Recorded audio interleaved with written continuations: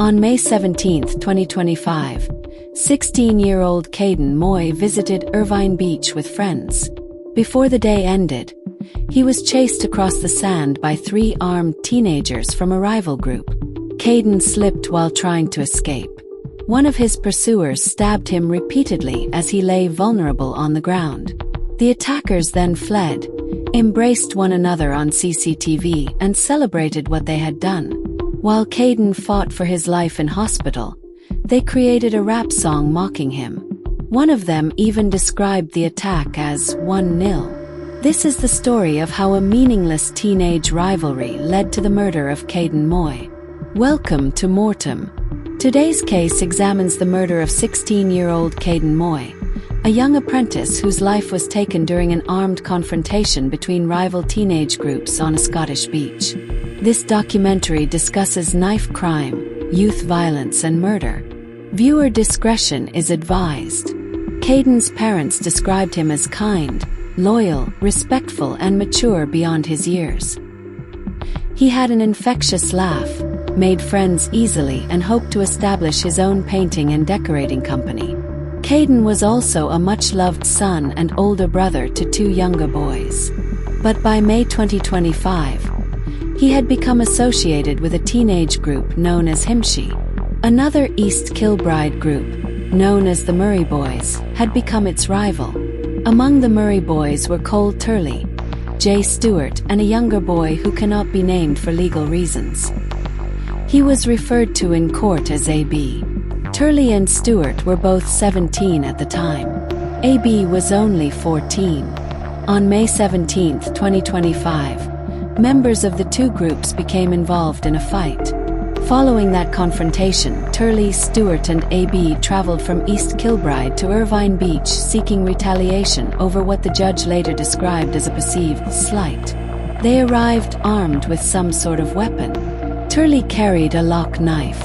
Stewart carried an extendable baton. The prosecution said the boys threw rocks at Kayden and his friends from the sand dunes to provoke them into a confrontation.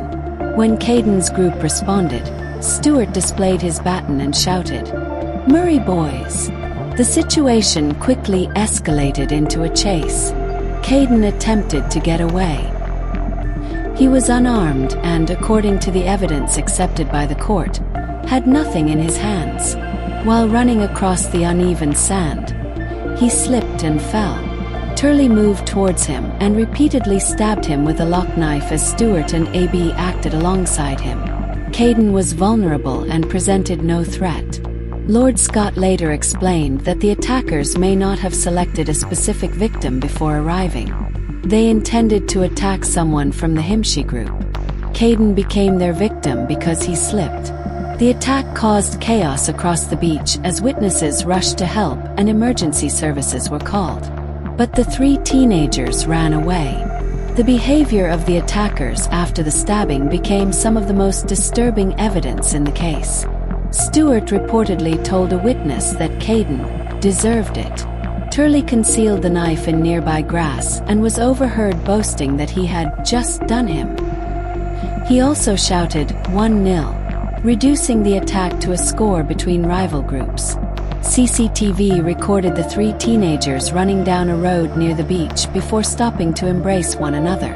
They then took a taxi back to East Kilbride and used the flat of their friend, Fraser Wallace, as a hideout. Wallace later told the court that the teenagers were over the moon. While Kayden remained in hospital fighting for his life, they created a rap song mocking him. Turley also acted out the stabbing on Wallace's couch. Wallace said he had never seen people appear so happy. Despite the efforts of medical professionals, Kayden died from his injuries. His death devastated his parents, younger brothers, extended family, and friends. What began as a teenage rivalry had destroyed the life of a boy who had plans for his future. Kayden's parents later described the constant reminders of his absence.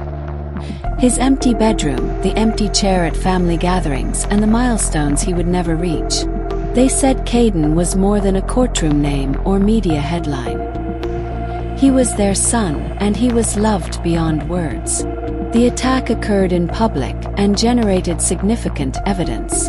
Investigators obtained witness statements, mobile phone recordings, social media messages, and CCTV showing the attackers escaping. The murder weapon was recovered from the grass. Forensic examination identified DNA from Turley and Kayden on the knife. Stewart's DNA was found on the extendable baton. Witnesses also described the rock throwing, the chase, and the attacker's behavior afterwards. Turley pleaded guilty to Kayden's murder. Stewart and A.B. denied the charge, arguing that they had not physically stabbed Kayden. However, prosecutors proved that all three had traveled to Irvine as part of a planned armed reprisal. The jury accepted that Stewart and A.B. shared a criminal purpose involving serious violence and the foreseeable risk that someone would be killed. Both were found guilty of murder at the High Court in Glasgow. On July 21, 2026, all three appeared before Lord Scott at the High Court in Glasgow. The court considered their young ages, difficult backgrounds, and potential for rehabilitation.